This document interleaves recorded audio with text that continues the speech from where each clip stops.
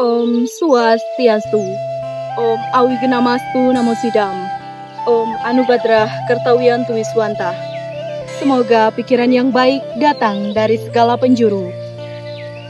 Puja dan puji syukur saya panjatkan kehadirat Ide Sang Yang Widiwasa, karena atas asung kertuari nugrahnya, saya dapat berdiri di sini dalam keadaan sehat jasmani dan rohani. Yang terhormat Bapak Iketut Pasak Gunawan SPDH MPDH, selaku dosen pengampu mata kuliah Purana serta umat sedharma yang saya cintai. Sebelumnya perkenalkan, nama saya Nikomang Yanti Arsini dengan NIM 24110110002, Program Studi Pendidikan Agama Hindu. Pada kesempatan yang baik ini, izinkan saya membawakan Dharma Wacana yang berjudul Tokoh Manu dalam Matsya Purana berdasarkan analisis teori kritis dan teori konspirasi. Tujuan saya membawakan Dharma Wacana ini yaitu ingin menyampaikan lebih dalam tentang tokoh Manu dalam Matsya Purana tidak sekedar cerita keagamaan semata, tetapi syarat akan makna sosial, spiritual. Dalam Matsya Purana, dikisahkan Manu hidup pada masa ketika dunia dipenuhi kesucian, tetapi mulai mengalami kemerosotan moral akibat keserakahan dan kekacauan di antara makhluk hidup. Hingga suatu hari, Manu pergi ke kaki Gunung Malaya dan mulai melaksanakan tapasya atau meditasi. Ribuan tahun berlalu karena ketekunan tapasya Manu, Brahma pun muncul di hadapannya. "Aku senang melihat kekuatan tapamu," kata Brahma. "Mintalah suatu anugerah." "Hamba hanya meminta satu anugerah," jawab Manu. "Cepat atau lambat dunia akan mengalami kehancuran atau pralaya, dan dunia ini akan musnah. Berikanlah hamba anugerah, agar hamba dapat menyelamatkan manusia dan dunia dari kehancuran." Brahma pun memberikan anugerah tersebut. Jika kita analisis dalam teori kritis, penggalan cerita ini memuat kritikan sosial yang tajam terhadap kondisi masyarakat, di mana pada kalimat dunia mulai mengalami kemerosotan moral akibat keserakahan dan kekacauan di antara makhluk hidup, mencerminkan terjadinya krisis nilai di dalam masyarakat, di mana sistem kehidupan telah dikuasai oleh kepentingan material dan dominasi kekuasaan. Kemerosotan moral bukan terjadi secara alami, tetapi hasil dari sistem sosial yang timpang. Keserakahan menggambarkan adanya kepentingan materi, dan kekacauan menandakan hilangnya harmoni sosial yang ada di masyarakat. Ketika Manu melakukan tapasya, ini menjadi simbol bahwa ia tidak larut dalam sistem yang rusak. Ia tidak melawan dengan kekerasan, tetapi dengan melakukan refleksi diri untuk mencari solusi bagi kehancuran dunia. Manu tidak meminta kekayaan atau kekuasaan untuk dirinya sendiri, tetapi memohon kemampuan agar bisa menyelamatkan manusia dan dunia. Yang jika dilihat, ini merupakan sindiran terhadap para pemimpin yang hanya mengejar kepentingan pribadi. Dalam teori konspirasi, kisah ini bisa diartikan sebagai simbol pengetahuan rahasia tentang siklus kehancuran dan kelahiran kembali.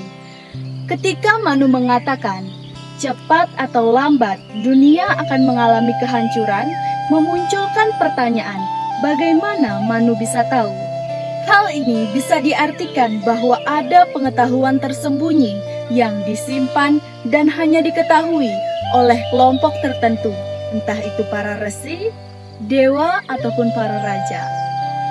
Namun, dari tapasya yang dilakukan oleh Manu menandakan bahwa informasi ini bisa diketahui melalui tapasya atau wahyu yang diberikan oleh Tuhan. Dalam bagian berikutnya, diceritakan ketika Manu melakukan upacara pembasuhan muka di kolam dekat petapaannya. Ia menemukan ikan yang sangat kecil atau safari berenang di air. Manu tidak ingin membunuh ikan tersebut. Ia kemudian mengambil dan meletakkan ikan tersebut ke Kamandalu. Namun, ikan tersebut mengalami pertumbuhan yang sangat cepat hingga memenuhi samudra. "Siapakah engkau?" tanya Manu. Wisnu kemudian memunculkan dirinya dan berkata bahwa sesungguhnya ia telah merubah wujudnya menjadi seekor ikan atau matsya. Ia mengatakan kepada Manu bahwa bumi akan mengalami kehancuran atau pralaya. Wisnu memerintahkan Manu untuk membuat perahu. Ketika bumi kebanjiran, Wisnu berwujud sebagai ikan dan Manu mengikat kapal di tanduk ikan tersebut, sehingga semua makhluk dapat diselamatkan.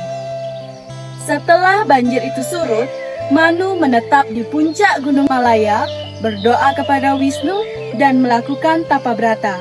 Hingga akhirnya ia memulai kembali kehidupan di bumi. Jika dianalisis dalam teori kritis, banjir besar atau pralaya bukan sekedar proses alam, tetapi juga berperan sebagai simbol pemusnahan total yang memungkinkan kelahiran kembali. Air dalam ajaran agama Hindu melambangkan pembersihan dan kesucian, menghanyutkan yang kotor atau yang rusak supaya dunia bisa memulai ulang dalam kondisi yang suci. Ikan kecil yang diselamatkan Manu melambangkan kesadaran moral yang kecil dan rapuh dalam diri manusia. Ketika Manu memeliharanya, ikan itu tumbuh besar, melambangkan pertumbuhan kesadaran spiritual dan etika sosial yang dapat menyelamatkan dunia dari kehancuran. Ketika ikan kecil meminta perlindungan, Manu tidak mengabaikannya, meskipun ia adalah seorang raja. Karakter Raja Manu ini menunjukkan kritik terhadap struktur kekuasaan yang timpang. Sebagai seorang raja, ia tidak menggunakan otoritasnya untuk menindas yang lemah, melainkan melindungi bahkan seekor ikan kecil. Dari tindakan ini, syarat terhadap makna, di mana ia menunjukkan kekuasaan yang tidak menindas dan justru menegakkan nilai ahimsa, tidak menyakiti. Dalam teori konspirasi, kisah Raja Manu dan banjir besar dapat diceritakan sebagai kisah dari peristiwa global tersembunyi, semacam riset peradaban yang memungkinkan pernah benar-benar terjadi di masa lalu. Banyak peradaban kuno seperti epos Gilgamesh dari Mesopotamia dan kisah Nabi Nuh memiliki kisah banjir yang hampir identik. Kesamaan ini menimbulkan dugaan bahwa kisah tersebut mungkin benar-benar terjadi dari peristiwa sejarah yang nyata dan sama, kemudian dikisahkan ulang dalam simbolisme spiritual di berbagai budaya. Banjir besar dalam kisah ini dapat diartikan sebagai transisi antara dua peradaban besar. Dalam konteks Hindu, pralaya bukan sekedar bencana, melainkan simbol dari siklus kosmik yang disebut Manwantara, masa pemerintahan Manu dalam satu periode kehidupan manusia. Ketika satu Manwantara berakhir, dunia mengalami pralaya, lalu kehidupan baru dimulai kembali. Ini menandakan bahwa alam semesta berjalan dalam konteks berulang, lahir, berkembang, hancur, dan lahir kembali. Jika dilihat dari sudut teori konspirasi, kisah ini bisa dianggap sebagai narasi kontrol yang ditulis untuk memastikan rakyat tetap patuh pada sistem keagamaan dan sosial yang sudah ada. Banjir besar atau pralaya menjadi simbol ketakutan besar. Jika manusia melawan tatanan moral, maka dunia akan hancur. Setelah kehancuran, tatanan lama kembali ditegakkan dengan lebih baik. Dari teori konspirasi ini, tampak seperti bentuk pengendalian sosial melalui cerita religius. Masyarakat dibuat takut akan kehancuran jika mereka tidak mengikuti ajaran Dharma dan tunduk kepada pemimpin spiritual. Meskipun teori konspirasi menyoroti makna tersembunyi, pesan moralnya, yaitu manusia harus hidup selaras dengan Dharma dan tidak melampaui batas keseimbangan alam. Banjir besar bukan hanya hukuman, tetapi juga penyucian agar manusia kembali ke jalan Dharma. Umat sedharma yang berbahagia, dari keseluruhan kisah ini kita dapat menarik nilai luhur yang relevan untuk kehidupan kita saat ini. Yang pertama yaitu tapasya atau pengendalian diri. Manu menunjukkan bahwa perubahan sejati dimulai dari dalam diri. Melalui tapa brata, ia menemukan pencerahan dan jalan untuk menyelamatkan dunia. Ini mengajarkan kita pentingnya disiplin spiritual dalam menghadapi krisis moral zaman modern. Yang kedua yaitu ahimsa, tidak menyakiti. Ketika Manu menyelamatkan ikan kecil menunjukkan rasa welas asih terhadap semua makhluk hidup. Dalam konteks sosial, ini adalah ajakan untuk melindungi yang lemah dan tidak menyalahgunakan kekuasaan. Yang ketiga yaitu pengabdian tanpa pamrih. Manu tidak meminta kekayaan dan kekuasaan untuk dirinya sendiri, melainkan keselamatan bagi dunia yang menjadi teladan bagi pemimpin dan umat manusia agar berbuat demi kebaikan bersama bukan demi kepentingan pribadi. Dalam kehidupan kita saat ini, kemerosotan moral yang diungkapkan dalam kisah tersebut sangat relevan. Dunia modern seringkali terjebak dalam keserakahan materialisme dan egoisme. Manu menjadi simbol bahwa di tengah kehidupan moral dan sosial masih ada harapan bagi mereka yang mau merenung, memiliki kesadaran, dan berbuat demi kebaikan umat manusia. Kisah ini mengingatkan kita agar tidak hanya menilai kehidupan dari aspek duniawi, tetapi juga dari nilai-nilai spiritual dan kemanusiaan. Manu mengajarkan perubahan sosial sejati tidak hanya dimulai dari kekuasaan atau politik, tetapi dari hati yang penuh dharma dan pengendalian diri. Saudara-saudara umat sedharma, marilah kita memelihara ikan kecil dalam diri kita. Kesadaran moral yang mungkin tampak kecil dan lemah dalam diri agar tumbuh menjadi kekuatan besar yang mampu menyelamatkan dunia dari prelai moral dan sosial yang kini mengancam. Sebagaimana sabda Sri Krishna dalam Bhagavad Gita Adhyaya 4 Sloka 7.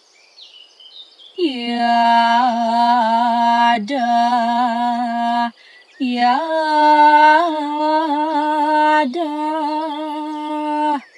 hidarmasya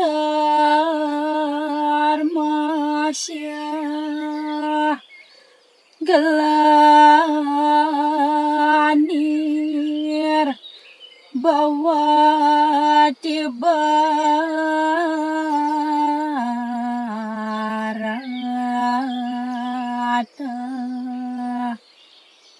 abiutanam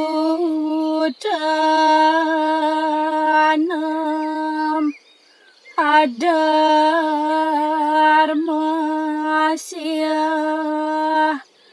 tadat manam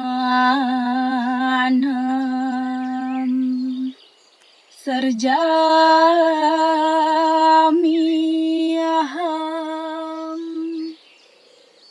yang artinya setiap kali dharma merosot dan adharma bangkit, maka aku akan menampakkan diriku untuk memulihkan keseimbangan dunia. Umat sedharma yang saya hormati, semoga kisah suci ini dapat menuntun kita untuk selalu menegakkan dharma dalam pikiran, perkataan, dan perbuatan kita sehari-hari. Mohon maaf apabila terjadi kesalahan dalam perkataan maupun perbuatan yang tidak berkenan di hati. Saya tutup dengan Parama Santi. Om Santi, Santi, Santi, Om.